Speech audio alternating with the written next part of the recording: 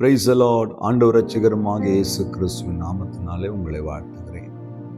தேவனுடைய விலகாத மகிமை உள்ள கரம் மேல இருந்து நம்மை நடத்தட்டும். இந்த காலை நேரத்தில் ஆண்டவர் உங்க கூட பேச போறார். இந்த வார்த்தை கொஞ்சம் வித்தியாசமா இருக்கும், பாருங்களேன். கலாத்தியர் 2ஆம் அதிகாரம் 6ஆம் வசனத்துல, தேவன் மனுஷரிடத்தில் பட்சபாதம் உள்ளவர் அல்லவே. இந்த வார்த்தை என்ன ரொம்ப பிடிச்ச ஒரு வார்த்தை. நான் ஆராதிக்கிற தேவன் பட்சபாதம் இல்லாத தேவன்.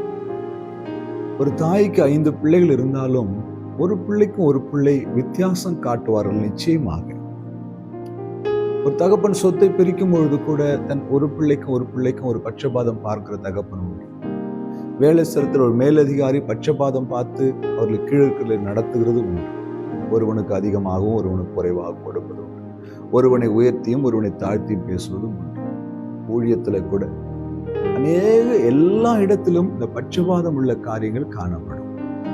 ஆனால் நாம் ஆராதிக்கிற தேவனிடத்துல பட்சபாதமே இல்லை. எந்த மனுஷனையும் ஒரே மாதிரி நேசிக்கக்கூடிய, ஒரே மாதிரி ஆசீர்வதிக்கக்கூடிய, ஒரே மாதிரி அன்பு செலுத்தக்கூடிய தேவன்.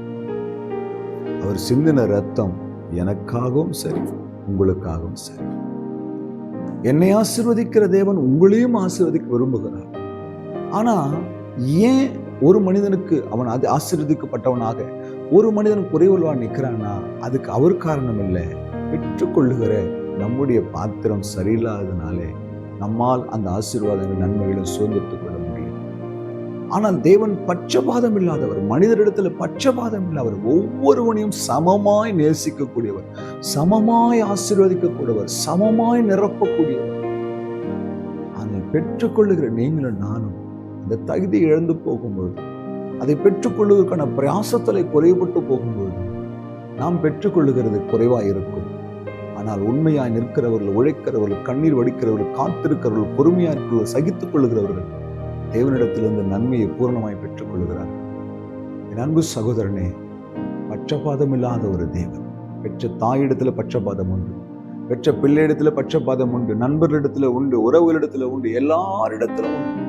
ஆனா உலகத்திலேயே பட்சபாதம் பார்க்காத ஒரே தகப்பன் நம் ஆராதிக்கிற இயேசு கிறிஸ்து மாத்திரம். அவ்வளவு அன்புள்ள தேவன்.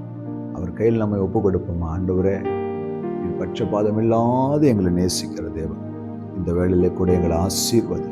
இந்த வார்த்தை கேட்கிற ஒவ்வொரு வாழ்க்கையிலும் ஆண்டவரே, பட்சபாதம் இல்லாமல் நன்மைகளை செய்து வரவேண்டிய கிருபைகளை கொடுத்து ஆசீர்வதித்து உயர்த்தும் இயேசு கிறிஸ்துவின் நாமத்தில் பிதாவே, ஆமென். அல்லேலூயா. God bless you.